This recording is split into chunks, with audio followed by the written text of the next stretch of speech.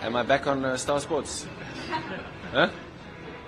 It was a disappointing series, I think, from England's perspective, because it just ended up being a bit of a disaster. The final game ended up being a bit of a disaster.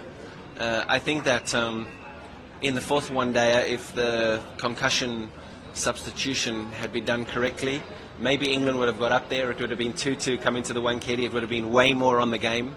But it didn't happen. I thought England took that very, very well.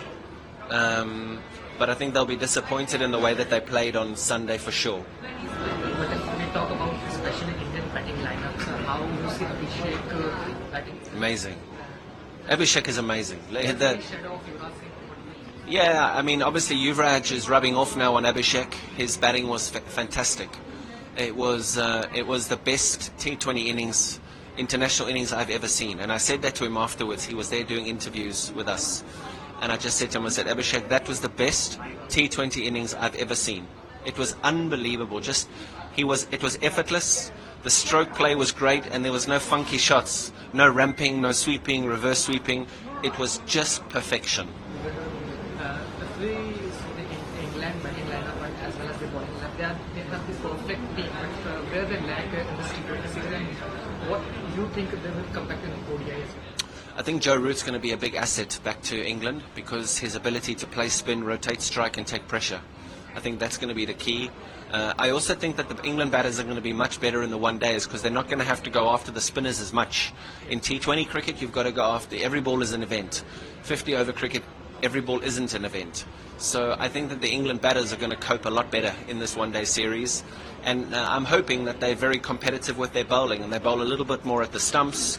But they still produce the speeds because we like fast bowlers and we like sixers.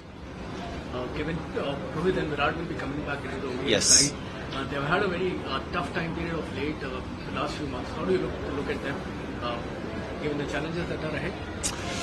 Having had exactly the same challenges in my career, it happens. Rohit and Virat are not robots.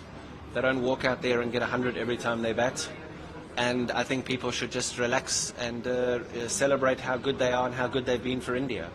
Because I went 18 months without a test 100 once and came back and just ended up scoring run after run after run.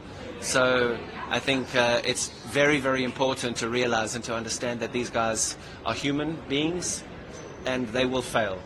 When you look back at your career, I look back at my career, I played 104 test matches. I got 23, 22, 23, 24 test hundreds. That means 1 in 4 or 1 in 5 test matches was good for me. Right? So that's what the Indian public and that's what the media need to understand. They need to understand that when these guys look back at their careers, they're going to have many more worse days than they've had good days. But they will be incredibly proud of their statistics and also incredibly proud of the way that they've made sure that when they came back from the Caribbean only a couple of months ago, the whole of Marine Drive was full. The crowd was there. They make Indian spectators incredibly happy.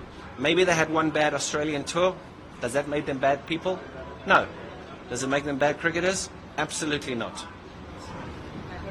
Any words on the ICC Champions Trophy which are being soon?